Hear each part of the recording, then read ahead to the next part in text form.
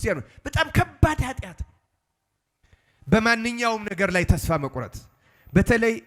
ለጸሎት ለመንፈሳዊት አሁን ብዙ ሰዎች ጾም አሁን እኔ ብጾም ምን ይረባኛል እኔ በመጸውት አሁን የኔ ገንዘብ እግዚአብሔር ይቀበላል እንደዚህ ባደርግ ምን ያደርግልኛል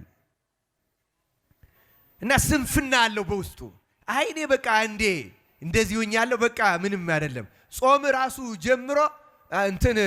መብላት ጀምሮ እስኪ ጾመው ሲባል አይ በቃ አንዴ ጀምሬዋለሁ እንግዲህ ከሆነም ከርሞ እንጂ እኔ አሁን እንግዲህ አንዴ እንዲ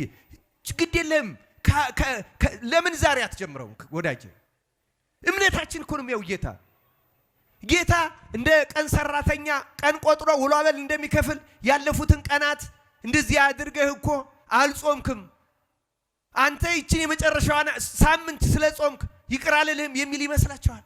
ይሄ የሰይጣን ሐሳብ ነው ክርስቲያኖች ያም ባለማወቅ አድርገ ነው አሁን ስናውቅ በሙሉ ልብ ተመልሰን ካደረግነው እግዚአብሔር ይሰማናል ክርስቲያኖች እናት በራሳችሁ ተስፋ አትቁረጡ እግዚአብሔር አይሰማንም ይሄን አያደርግልኝም እንዲህ አይሆንም አንበል ክርስቲያኖች እግዚአብሔር ይሰማናል የፈለገ አይነት ኃጢአተኛ ሁን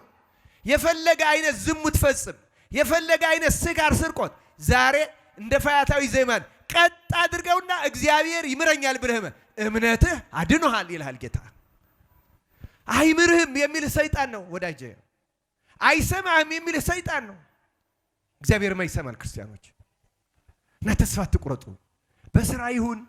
በዓለማዊ ህይወት ይሁን በተለይ በመንፈሳዊ ህይወታችሁ ኃጢአት ያስቸገራችሁ ሰዎች ንስሐ እየገባን ደጋግመን የምንሰራ መቼ ነው ይሄን የምናቆመው የምንል አይዟችሁ በርቱ እግዚአብሔር ልንገራችሁ ተስፋ ካልቆረጣችሁ እግዚአብሔር ያን ኃጢአታችሁን ከእግራችሁ በታች የሚጥልበት ቀን ይመጣል ክርስቲያኖች ተስፋ አትቁረጡ ታገሉት ግን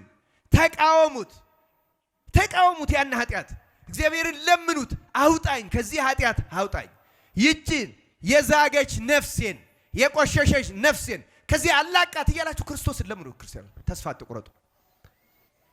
ዘንድሮ አልተደረገልንም አልተፈጸመልንም እንደዚህ አትበሉ